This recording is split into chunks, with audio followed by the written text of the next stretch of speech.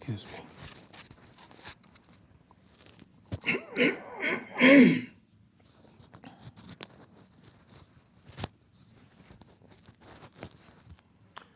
Sadashivasamarambham Shankaracharya-madhyamam Asmadacharya-paryantam Vande Guru-paramparam. Om Bhadram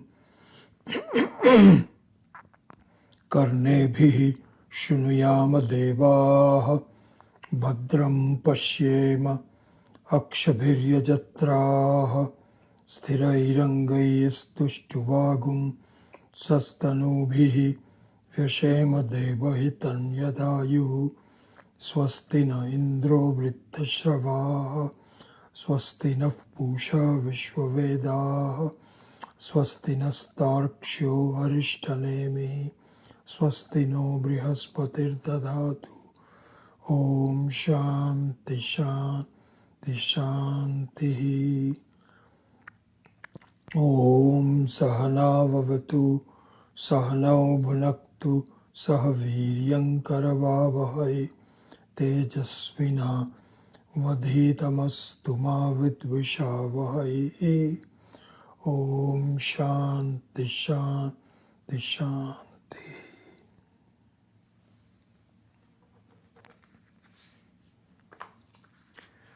So we will quickly revise Karika number 10, which we have been spending quite a bit of time on, and then move on rapidly to the next few Karikas today. So just a quick revision. Karika 10 says,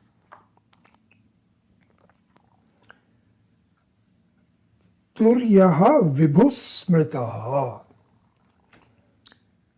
Ishanaha Prabhuhu Avyayaha Advaitaha Sarva Dukkhanam Nivrittehe. These are the words, these are the concepts, these are the thoughts that we are supposed to understand from this Karika. So, in summary, as you know, the lakshana of the Atma is Satyam Jnanam Anantam or Satchit Anandaha. Both of them are popularly used to designate a unique definition of the Atma. We know that. So, by the way, on both of them, the first two, Sat and Chit, are common, but the third Lakshana are stated differently. So, Sat, Chit, Anandaha is the word, the third one.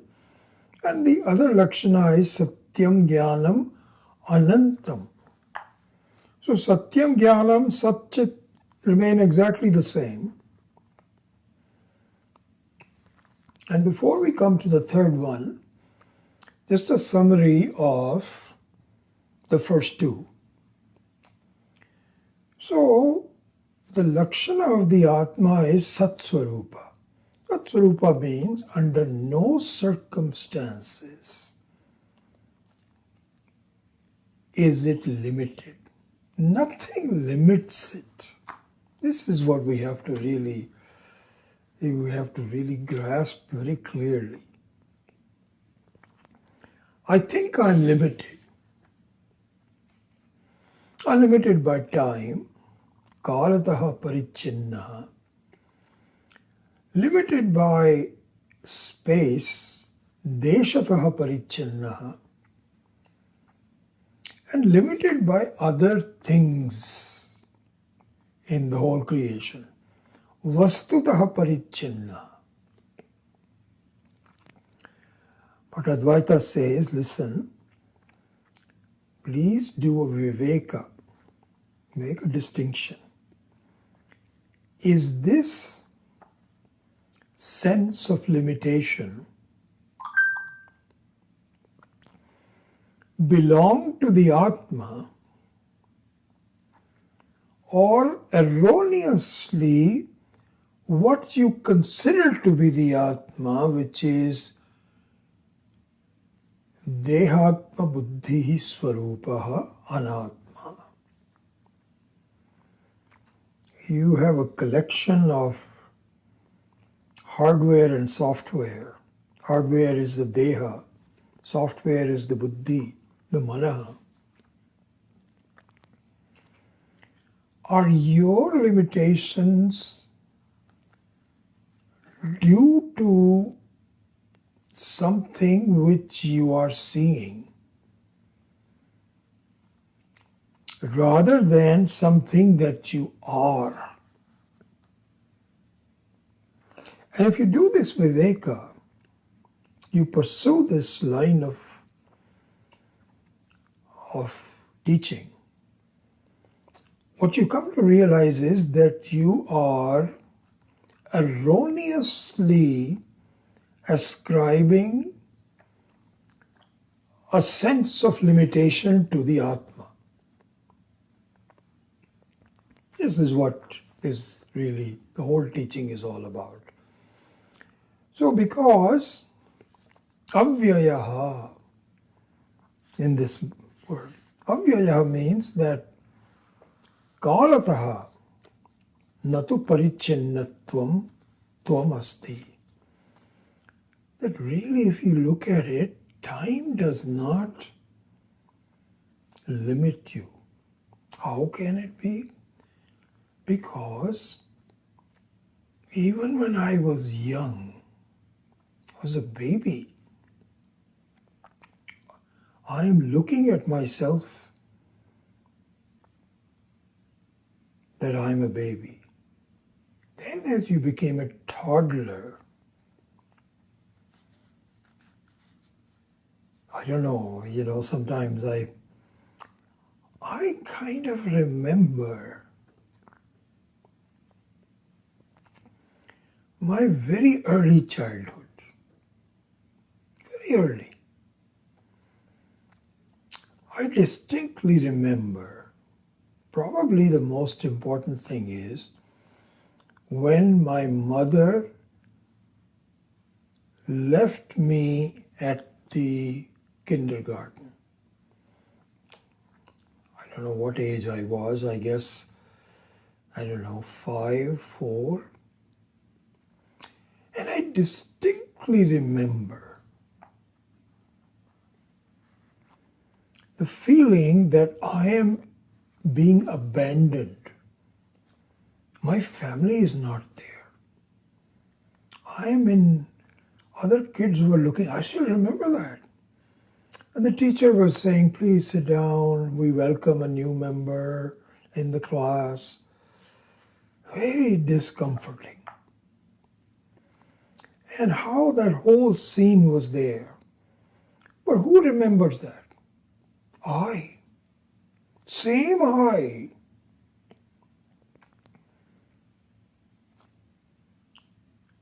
That so many decades later is evaluating myself. Same I. So the time does not affect the I. It's not as though my consciousness was young and my consciousness now is old. The oldness and the youth all depend to what I see, not what I am. So kalataha avyayaha, from a standpoint of time, it's very clear. Deshataha vibhu, then when you think of saying, I was born in a place Then I went to college, high school. Went to college in a different place. After college, then I came to the US. So you're going to different places. Right now, I'm sitting right here in this room.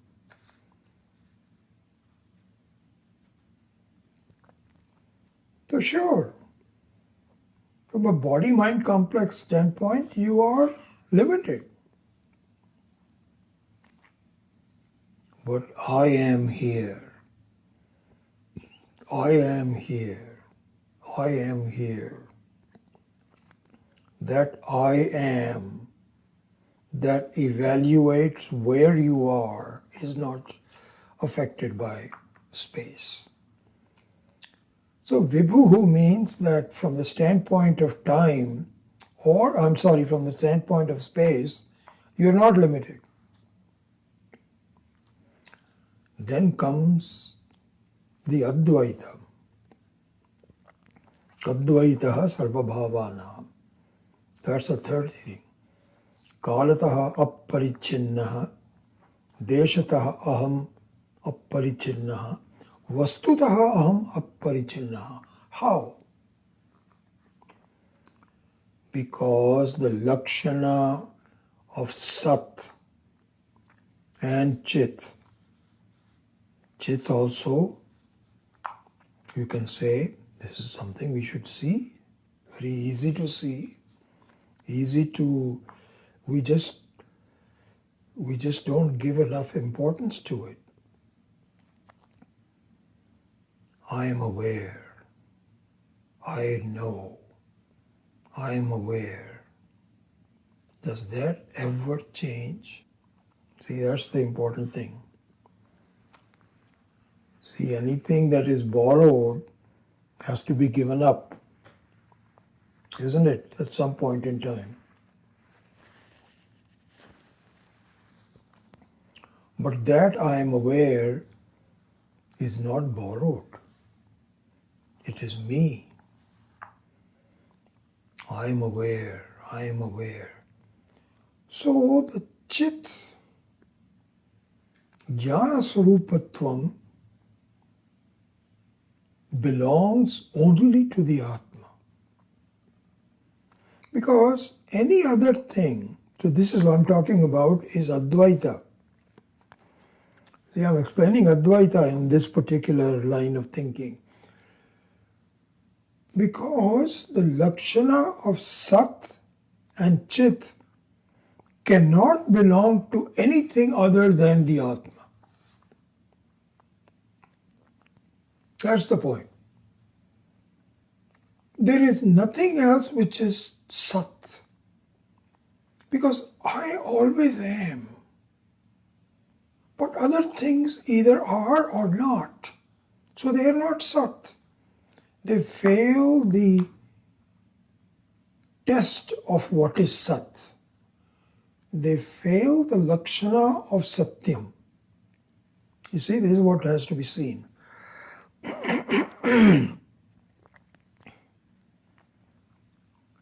Sat or Satyam, same thing.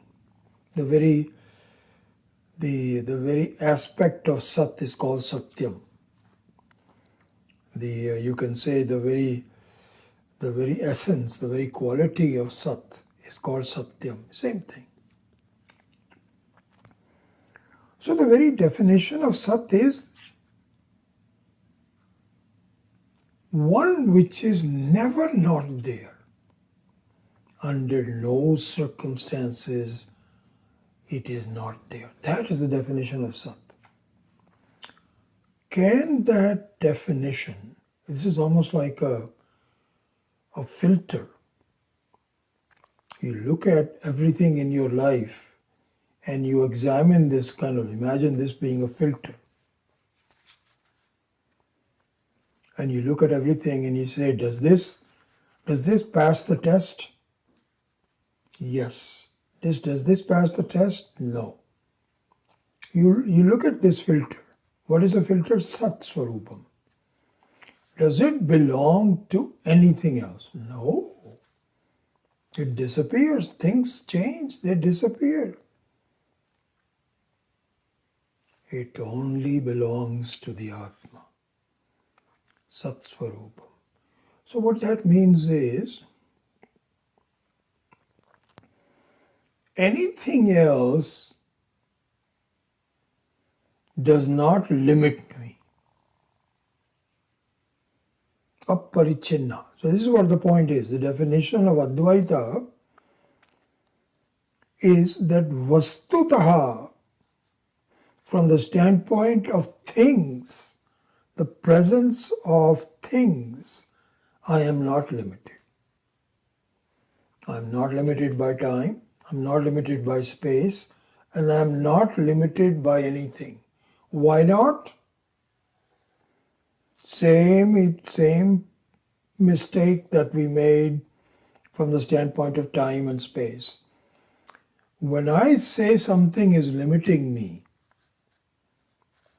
I am only looking at it from a body and mind complex.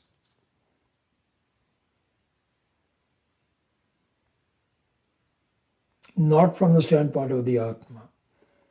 Why? Because there is nothing like me, nothing on the same level. These are copies. The copy does not, when you look at your mirror, it look like there are two of you, but there's only one of you. The other one is just a reflection. So now we have seen all three of them. Sat and Chit are not limited by time, not limited by space. This is what it is meant by it. Avyayaha, Vibhuhu,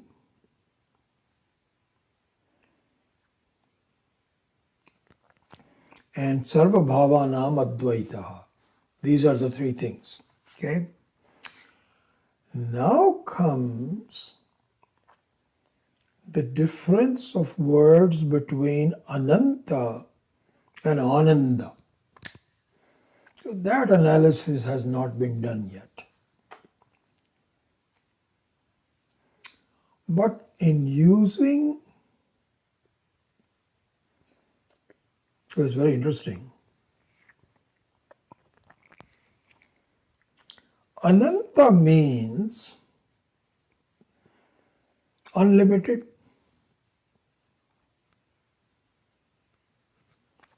Antaha na vidyate yasya. For whom there is no end is called Ananta, Atma. As we've already seen, it is not limited by any possibility. So it is Ananta. The word Ananda refers to joy,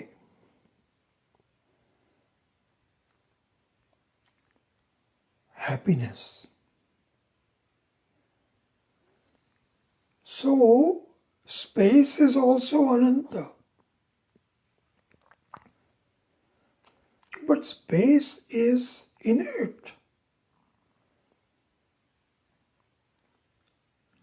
The sense of joy is not in the space. Atma, on the other hand, is Ananda Swarupa. Okay? That's a sense of well-being, of peace. I am fine, I'm okay. I love it. This is great. That kind of a feeling. That can only be in the Atma, not anywhere else.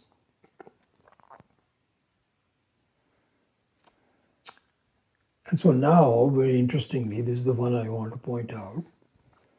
The words Ananta and Ananda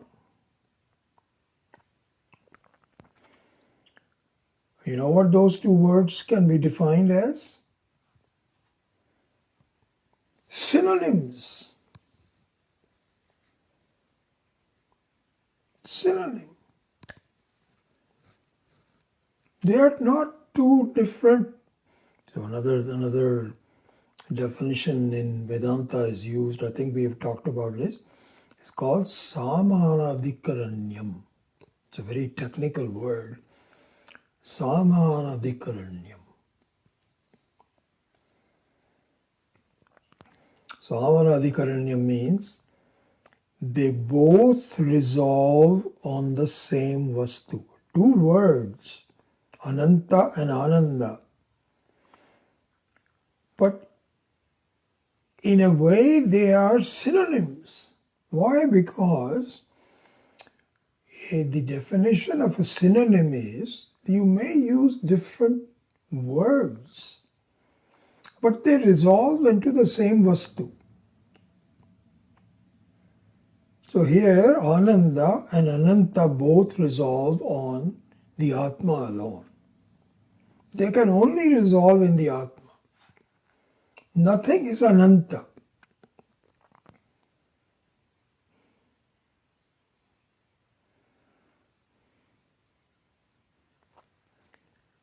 That one is clear. We've already discussed that. Deshataha, Vastutaha, Kalataha, it is Ananta. It is not clear that the Atma is Ananda Swarupa. Anantaha I can understand, but Ananda Swarupaha bothers me because my experience is mostly not Ananda.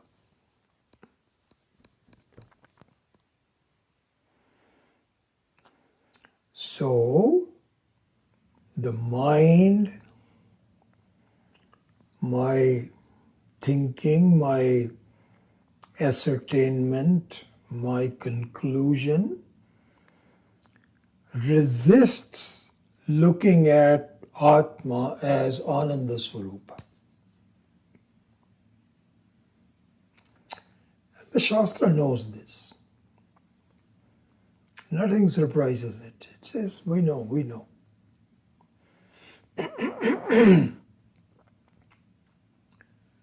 What it's saying is, it will come a little bit late, but it will come. When will it come? When you understand that only Ananta can be Ananda.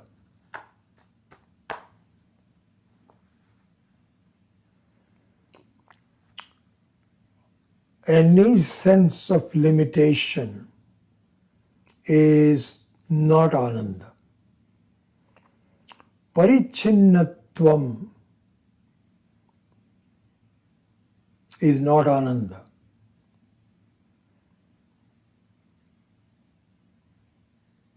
We do not like any limitations on ourselves. So therefore, in a very brief manner, this needs to be discussed in more detail, and we will. But at this point in time, just a very brief introduction to the Viveka of Ananda. Viveka of Ananda. Really, Viveka is the essence of understanding in Vedanta. So just like, for example, from the standpoint of time limitation, we did Viveka between the aging and Atma. I am young. I am old. the viveka has to be done that the youth and old age is not belonging to Atma. It belongs to something else. So this is the viveka that one has to do. Instead, what happens is, generally speaking, we are aviveki. We do not do this discrimination. We lump everything together. Oh, I am old. Because you know what you're doing? You are comparing yourself with others. Supposing you have a grandchild. And the grandchild's skin is nice and soft and it's so beautiful. And your skin is wrinkled. So you say, I'm old. Your body is old. You're not old. So that is a viveka that I have to do from the standpoint of time. Same thing with respect to vastu and so on. We need to do the same viveka between ananta and ananda. So two very brief methods should be used in doing viveka. Okay? One of them is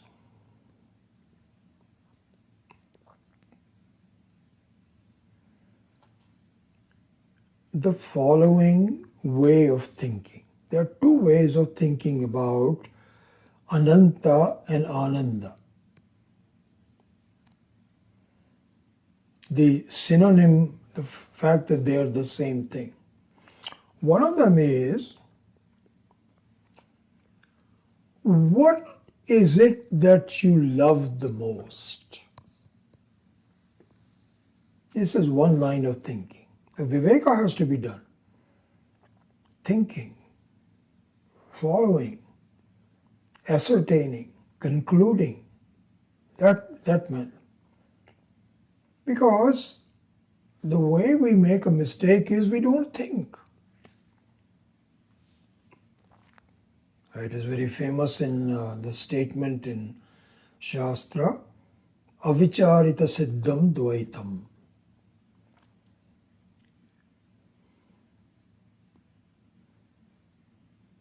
And there was a Western version of this I saw somewhere, which is kind of interesting and very, I think, to a large extent, very truthful. It says, those who feel alone are unhappy. Those that think follow the door to happiness. It's not quite exactly what Shastra is saying. But Shastra is saying avicharita siddham dvaita means that a sense of not being happy comes from the fact that you have not done viveka. You are ascribing things to yourself which you shouldn't.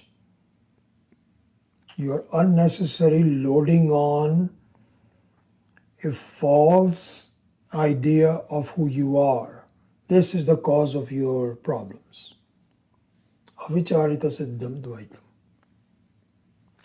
So going back to it, what the acharyas, the teachers, the Mahatmas say is that, listen, there are two ways of understanding that you, the Atma, is in fact Ananda Swarupa. Two ways. One of them is think about what you love the most in your life.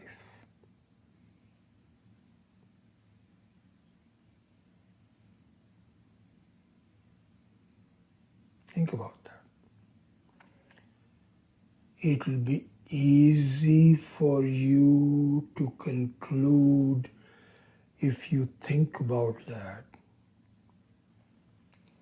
is you love your Atma more than anything else. In fact, you love your Atma more than your mind.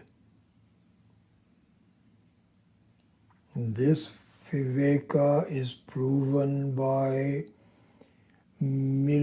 thousands, if not millions of people who either commit suicide or who try to do it.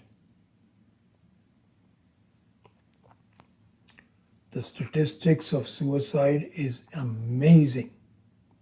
Incredible how lives are thrown away by the mistake of people thinking that they are unhappy. And you know why? It's very interesting. This is a very fodder. This is the subject of Viveka. Because people commit suicide because they think I cannot stand what my mind is telling me. My mind is telling me you are no good. You are rejected. You've got too much debt. People commit suicide because farmers commit suicide because they have too much debt. They cannot stand looking at their families and saying, I can't support them. So they say, I'm gone, you take care of it. Or they're depressed or whatever. But all because they think their mind is not good. So look at the Viveka. If you are also sad, if the Atma was sad, you will not do this rejection. See the point? The Viveka is that I am better than what my mind tells me what I am. I don't like it. There must be some place else that I can get rid of this. So what you love is yourself, not your mind, not your body, not the people that are, relatively speaking. So there is some kind of a pecking order. You don't like other children, but you like your children. Better than your children, you like your own comfort. I want to go to sleep. I'm tired. Let my children take care of, somebody take care of them. So there is a pecking order. And the last one you come up to is your own state of mind. And more than that, you can see that the mind also comes and goes, but your sense of loyalty to yourself remains. So this is an important Viveka. The fact of the matter is that we make a mistake where I want my happiness but I deal with it by improving my mind. And the mind cannot be improved. Mind means our thoughts, our conclusions. They cannot be completely improved. So I'm a slave to it. If my feelings are good, I'm good. If my feelings are bad, I'm bad. Not understanding that I am, the feeling of goodness and badness does not belong to me. So this is one line of thinking. I'm just giving you the conclusion of the acharyas. The two ways of looking at it. Looking at what? Looking at Ananta and Ananda being the same, and both belonging to the Atma. So one of them is consider who you really love the most. As you know, in the Brihadaranyaka Upanishad, Atmanastu kamaya sarvam priyam bhavati. So that line of Viveka is part of this number one. Just think of it. When you love something, is it for the sake of loving that thing? Or is it only because it removes the obstruction of loving yourself? So this is the dialogue between the Rishi Yajnavalkya and his wife. And they're having this dialogue. And Yajnavalkya is teaching his wife about his knowledge because he's a rishi. Yajnavalkya is supposed to be one of the most original rishis, in more than a jnani, who has a very deep understanding about the subject matter from a previous birth.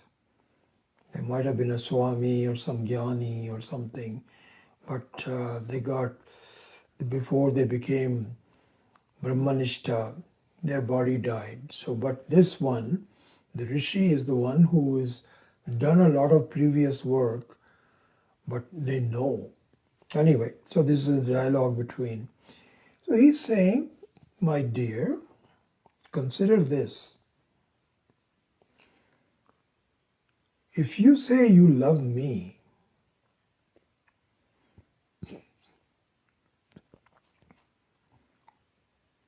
what happens if I make you unhappy for whatever reason? Will you not stop loving me? Why? Because the ultimate love is to yourself.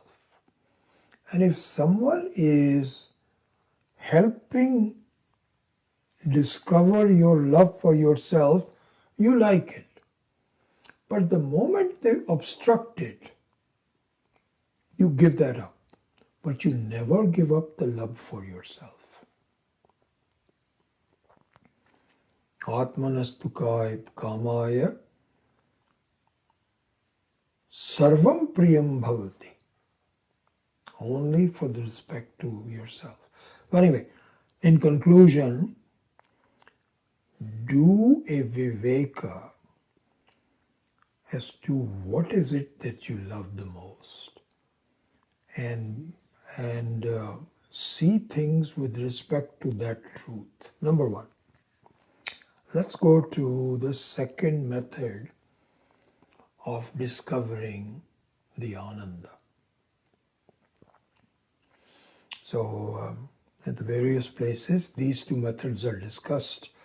Swami Akhandananda very explicitly gives instructions on these two methods.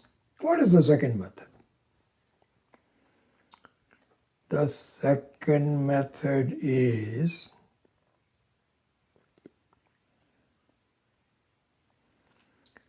see that dukkha, dukkha means problems. Dukkha means misery, opposite of ananda. When you become sick, when you break a bone,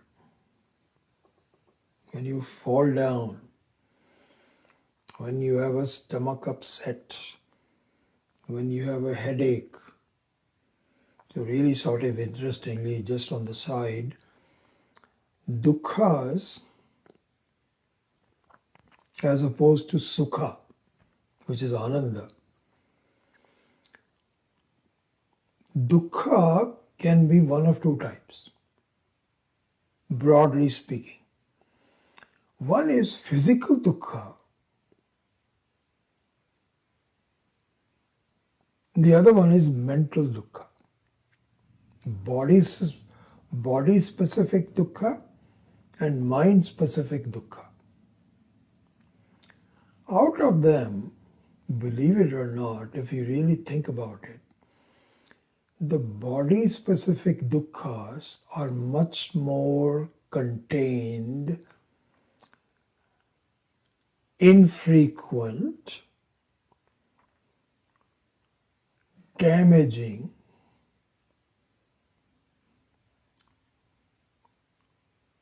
they are not as damaging, not as lasting, and not as acute as the mental dukkha.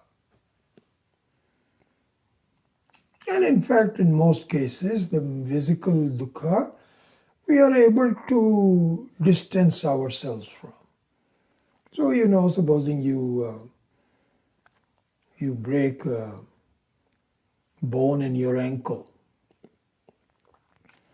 and you are given some kind of a brace, and you're saying, okay, you have to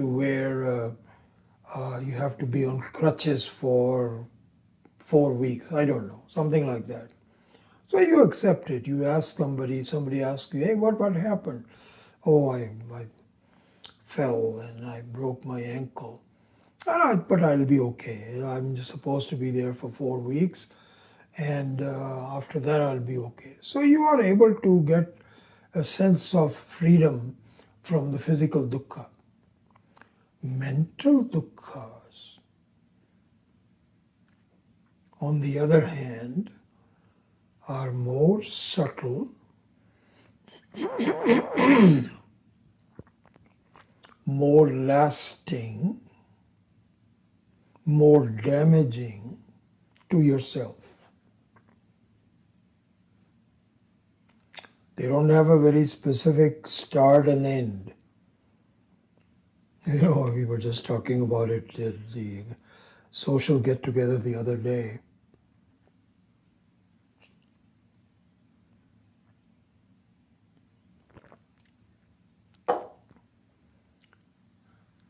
That we were just discussing this, that somehow mental illness has become very fashionable these days. In fact, some of the most expensive medicines these days you see that advertised on TV, are for depression. I mean, when I was young, I didn't even know the word depression. Not that you were not unhappy from time to time, but this formal word of depression, mental depression, or mental illness was not there. But nowadays, this has become big business. I'm depressed. I'm unhappy.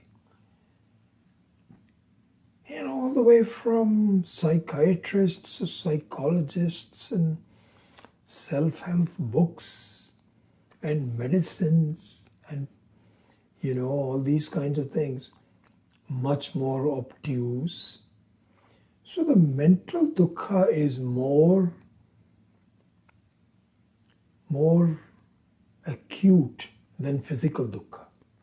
And this includes a sense of inferiority. People don't like me. There's something wrong with me. All those kinds of things. I won't go into the details. All right. So you look at all the realm of dukkha. The second line of thinking by the acharyas is, please see they come and go, but you remain the same.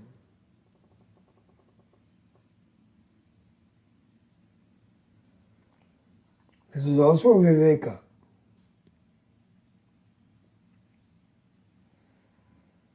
Kind of like a storm. When the storm comes, you close up your windows and doors. You stay indoors and watch the tamasha, the sound and the fury and the wind and the rain banging against the walls and the windows and so on. But you know what? Storms don't last. That's why they're called a storm. They come and go. There is a possibility that the storm may destroy you. Possibility. Definitely there.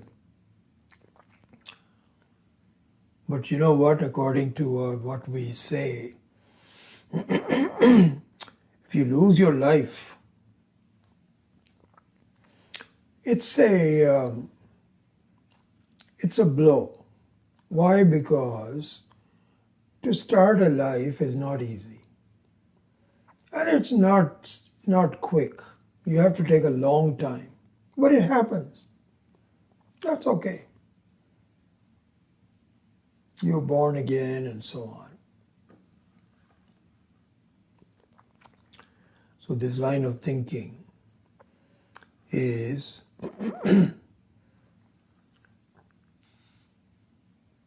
you have no idea how many times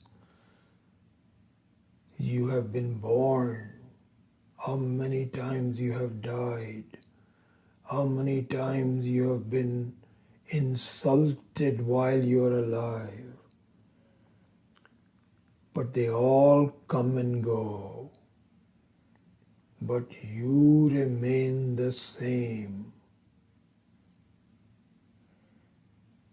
Happy. Never giving up your love for yourself, which is natural and constant, independent of anything. All kind of dukkhas are dependent, even though the mental dukkhas are more obtuse. But they come and go. They are asat. But the ananda, the ananta, is Atma Swarupa.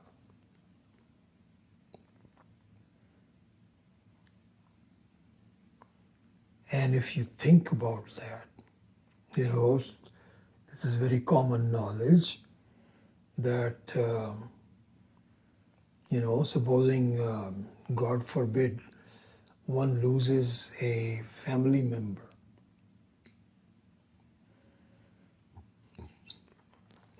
We are all getting old. I'm getting very, very old. And it's so interesting. In the last, when we were, I remember when I came to this country in my early 20s,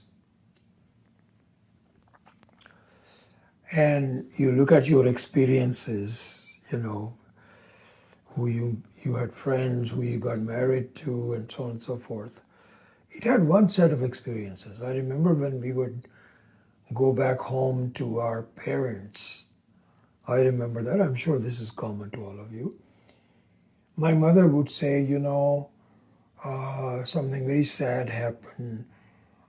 We went to a funeral of someone who died suddenly. And you said, I couldn't relate to how does that happen, how people feel. And so the death and serious illnesses was not part of our daily experience in life. It was very alien. I remember that. Now the tables have turned. I mean, I don't know, but in the last few years, more and more experiences of my own personal experience is people dying, having Alzheimer's, being extremely sad. Just happened last week. Varsha Vepa, one of our friends. So Prasad and Varsha, and we have been friends for a long time. She died of Parkinson's.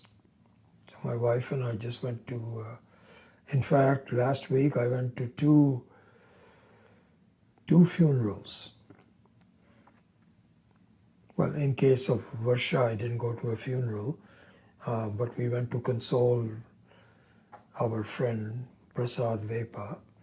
And in the other case, it was Lata and Krishnan's father that we have been very friends with. He died. So we went to his funeral.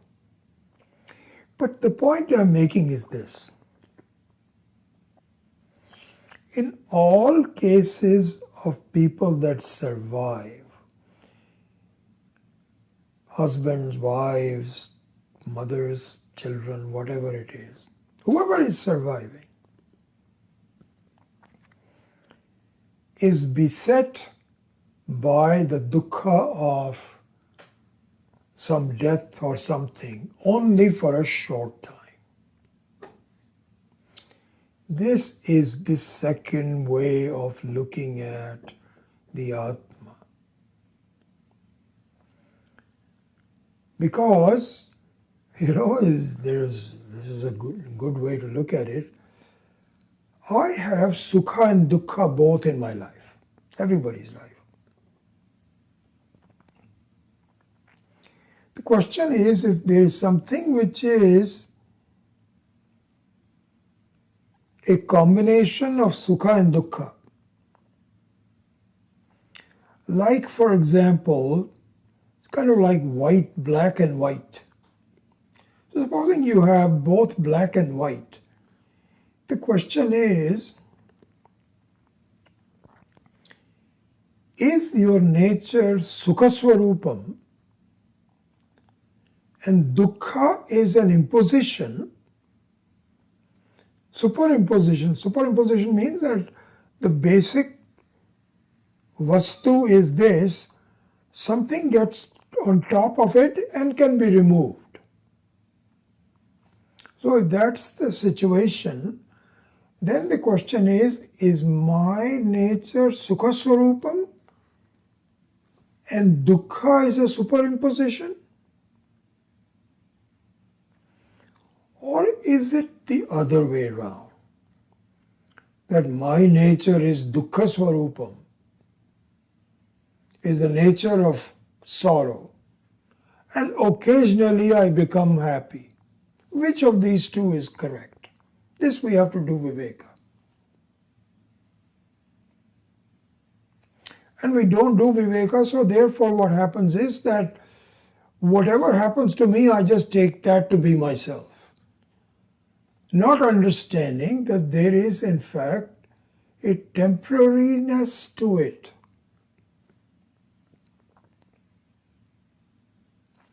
And it's very easy to see, it's not that difficult to see, that the nature of the Atma is Sukhaswarupam. This is why we go to sleep. I don't want to do anything, just happy with myself.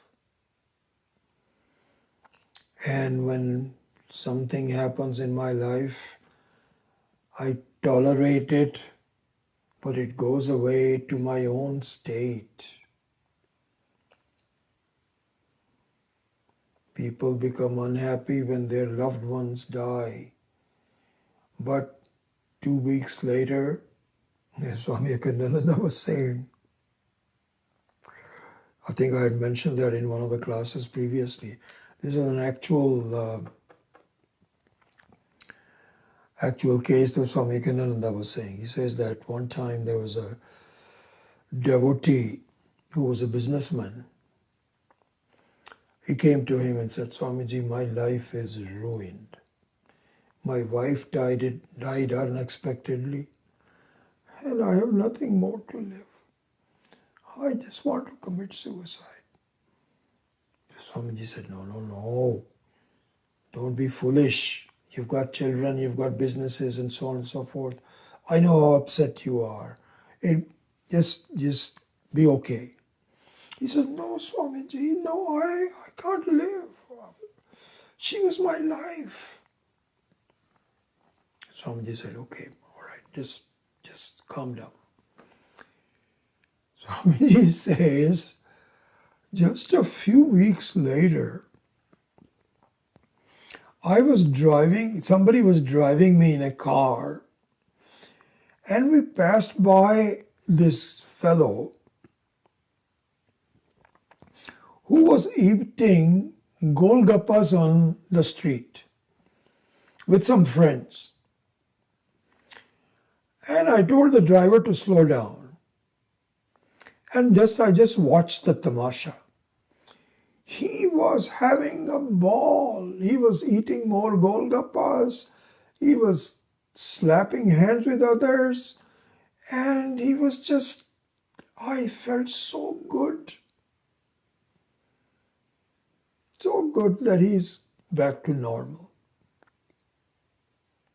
Too bad his wife came to his life and she died Ishvara's wish, but it's gone. So, in fact, there is a story that Adi Shankara, when he was leaving his home to do the Padayatra, travel on the foot,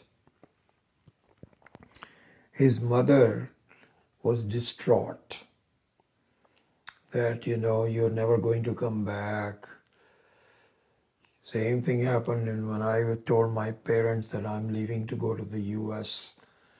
And they said, oh my God, you're gone. We'll never see you again. I said, no, I'll be back, I promise. In fact, I wanted to finish my education. After that, I will come back. I promise. They said, those are empty promises. Nobody ever does that. And that really bothered me, that my mom didn't trust and do you know what? It was so interesting. I gave a surprise to my wife because when she married me, she thought she was moving to the US for good. And 3 years after that, I said, I promised my mom that I'll be back. And I don't want to break that promise. So I went back. We sold our car. We didn't have a home at that time. Everything. As luck would have it, when I went back to India, all the allergies and asthma problems and so on, which I still have, became much worse. And my mother was the one who said, please go back to where you have a less dust and so on. So I feel vindicated. But anyway, going back to Adi Shankara, this is on record. in Digvijaya or someplace, I think in Swami Akhandananda also recites this, or maybe Swami Mahesharan did, I can't remember. His mother said, "You're never going to come back. I've lost you."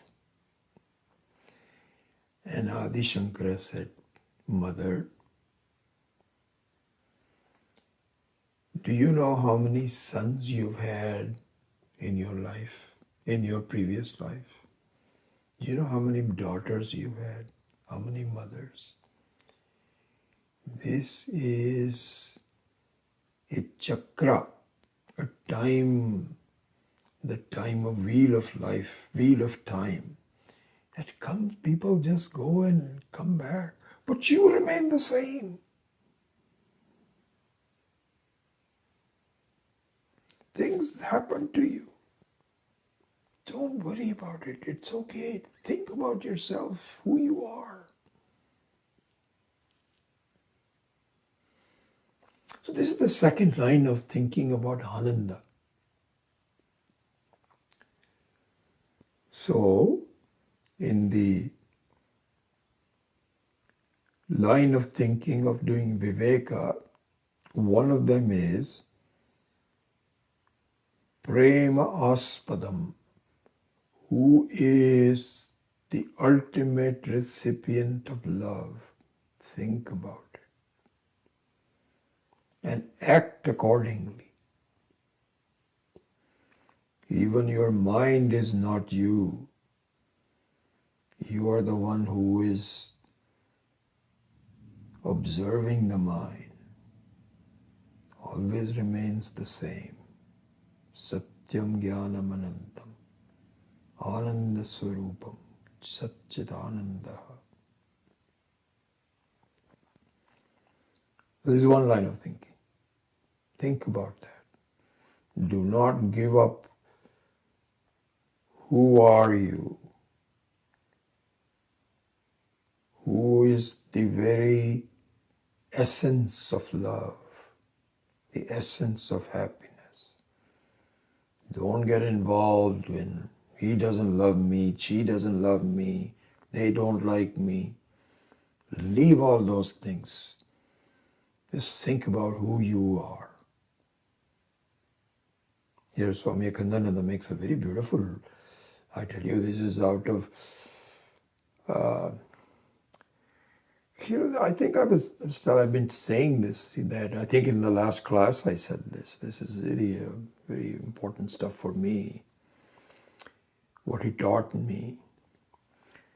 I think I mentioned this in your last class, is that it is not the details of Vedanta, which I kind of knew already, but he influenced he says, look at where are you putting your emphasis on.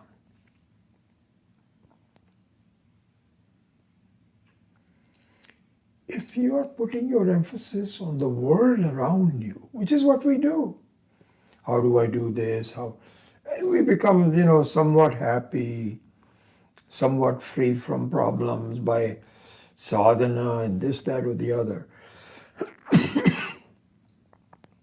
But we continue to put our emphasis on the world around us. How do I deal with people? How do I deal with situations? How is my health? Etc., etc. But we have very little ability, very little power, intelligence to inquire about the Atma. We don't do it. I think I'm just repeating myself, which has been, this is one of the things I really has helped me a lot by Swami Akhandananda. Swami Akhandananda says, your biggest problem is you've never looked at yourself.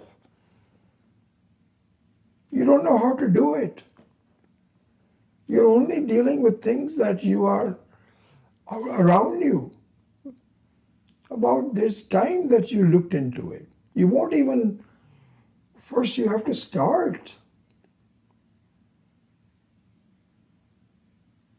And our issue is that we say, well, I think I'll do it, but only after I retire.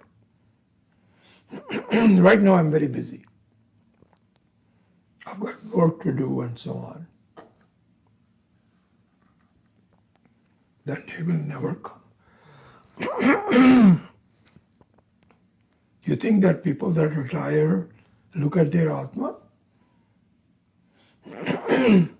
They've spent a whole lifetime not understanding how to do it. How are they going to begin to do it?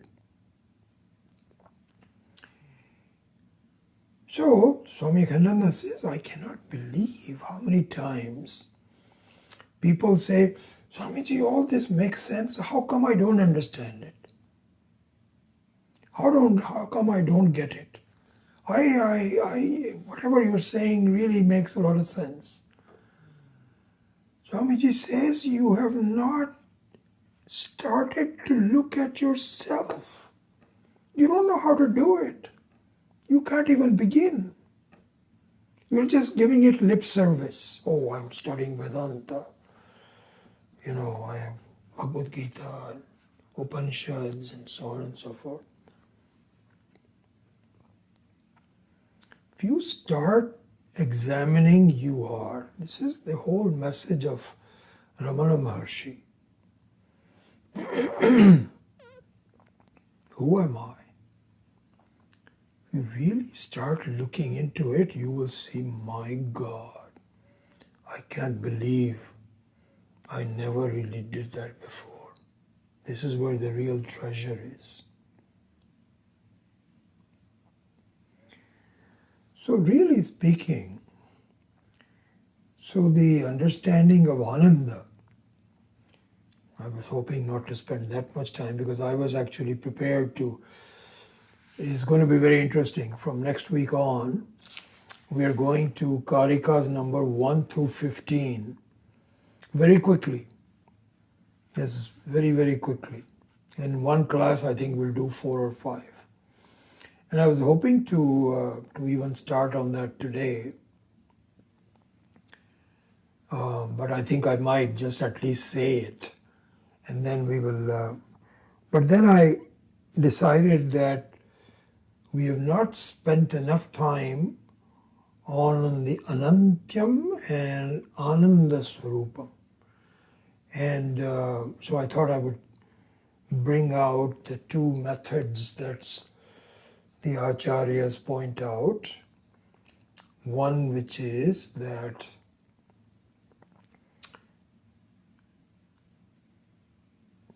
I am what one should understand, what is stop fooling yourself. What you really love is the Ananda of the Atma, not of the Ananda of the mind.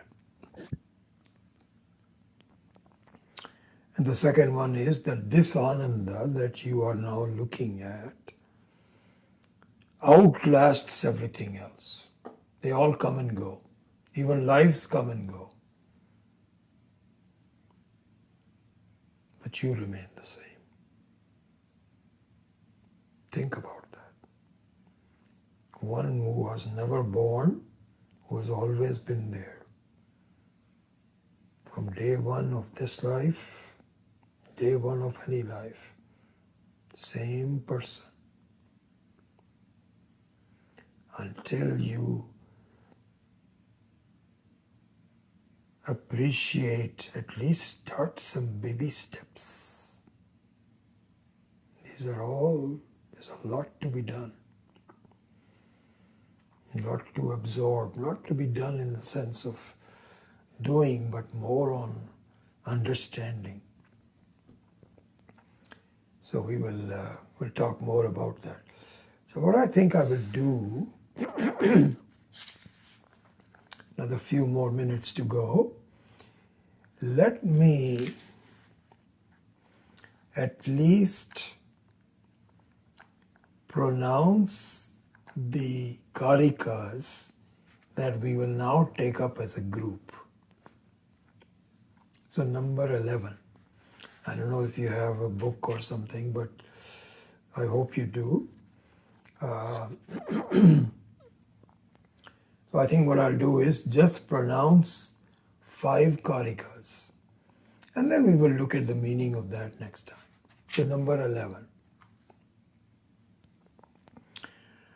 Karyakaranabaddhau tau ishyete vishvatejasau pragyah karanabadhastu dvau tau turyena siddhyata. This is number 11. Number 12.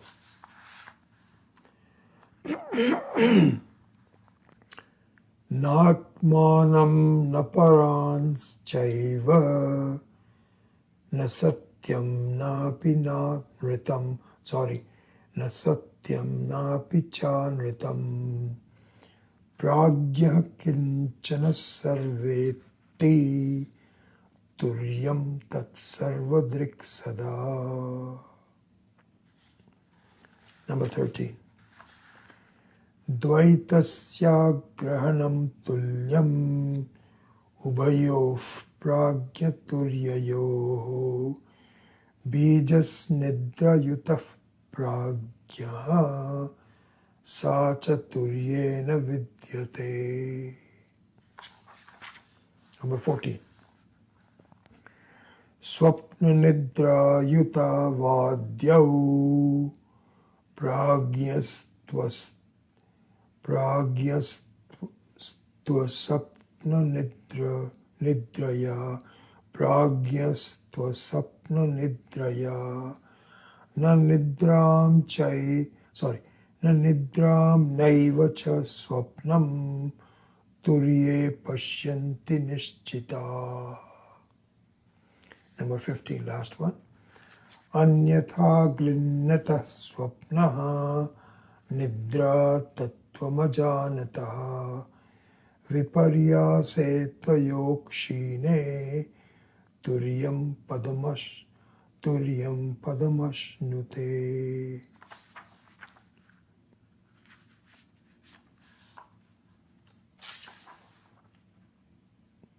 You know what? I might as well pronounce all of them. They're 16, 17, 18. I don't think we'll come to that. So all these 8 Karikas are given as a group. 9 Karikas, starting with number 10. And then we go back to the Upanishads again. So number 16. Anadi mayaya suptaha yada jiva prabudhyate ajam anidram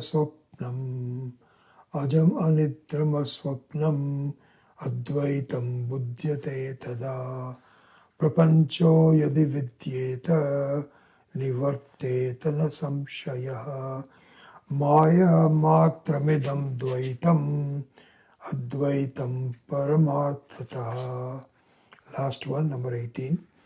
Vikalpo vinivarteta kalpito yadi kenachit upadesha dayam vadaha gyate dvaitam na vidyate. Anyway, so in the next few classes we will somewhat quickly, we won't have a lot of, because these are simply some very brief summary of the first few Upanishad verses, and so there's not that much teaching associated with it. When it comes to 17 and 18, then the more detailed teaching again starts. So we will deal with it rather quickly. So from next class.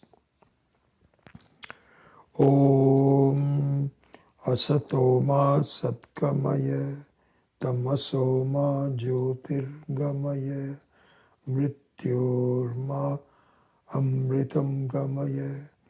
Om Purnamadav Purnamidam Purnat Purnamudachyate Purnasya Purnamadaya Purnameva Vashishyate. Om Shanti Shanti Shanti. Hari Om. Shri Guru Pyo Namaha. Hari Om.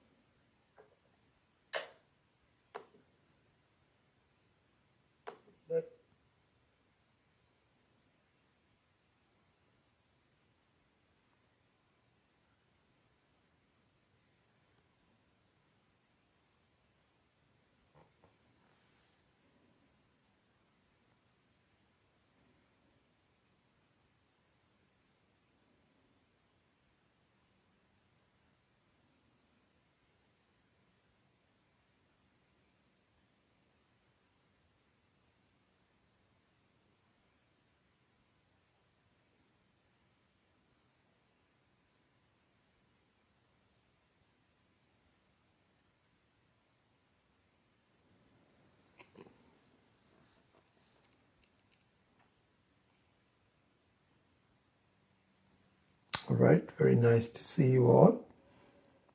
Good. We'll see you next week. Hari Om.